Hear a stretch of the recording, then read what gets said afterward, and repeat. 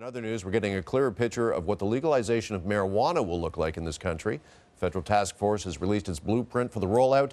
The report recommends pot shouldn't be sold in the same location as alcohol or tobacco. It also suggests limiting the age of legal possession to Canadians over 18. Now, the Canadian Medical Association wants it higher, pointing to some studies that suggest marijuana use can harm brain development in people under 25. With more of the task force report, joined now by marijuana activist Marc Emery. Marc, nice to see you. Good morning. Thank you for having me on. All right, let's start with you tweeted yesterday afternoon that you were somewhat shocked, pleasantly surprised by this task force. How so? Well, I've never agreed with Anne McClellan.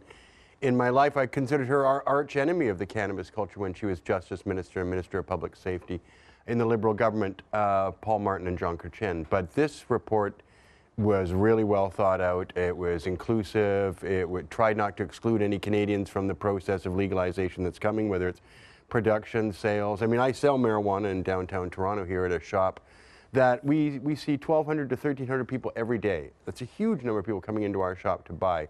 The demand is there, and finally the political establishment is acknowledging this. Millions of Canadians want to buy marijuana, and they want to buy it easily, freely, openly, without any kind of stigma or bureaucracy. And so this blueprint provides that path. Now, she's not the government, so whether the government embraces this.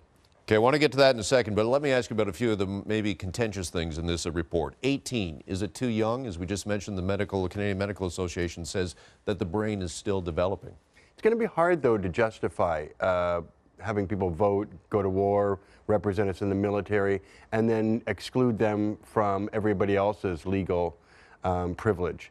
I think the courts would rule that 18 is the necessary age for people to consume. What do you think about increasing the tax rate as the THC level increases? That one struck me as a little odd. Well, it's nutty, too. It's totally unenforceable, and it's not scientifically based. Why does more THC mean higher taxes? The reality is you'll need to smoke less if it's powerful or potent with THC. So, you know, it's going to reduce consumption to have more stronger THC levels. People only smoke as much to get the desired effect. So if there's not much THC, they'd have to smoke more. If there's if there's more THC, they need to smoke less material. So. Yeah, it just seemed odd to me because alcohol, for example, we don't tax it more heavily depending on the percentage of alcohol. Well, also they want to restrict the height of the plants you can grow in your own home. It doesn't make any sense. If you've got tall ceilings, you'll grow tall plants. If you don't have tall ceilings, you grow short plants. Yeah. Is there anything in this task force report that was kind of a red flag for you?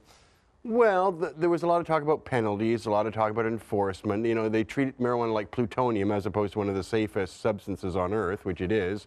It's not fatal, unlike almost any other substance. So, you know, a lot of this concern to me is overblown, but if this is the process we have to go through to end 50 years of prohibition that's criminalized millions of Canadians, then I'm willing to do that. Okay, just finally here, you mentioned that this is only a recommendation, the task force. This now goes to the government. There's no real timetable. Is this taking too long for your liking? Well, I read in one of the newspapers in the lobby that the Prime Minister plans to make this effective in 2018 or 2019.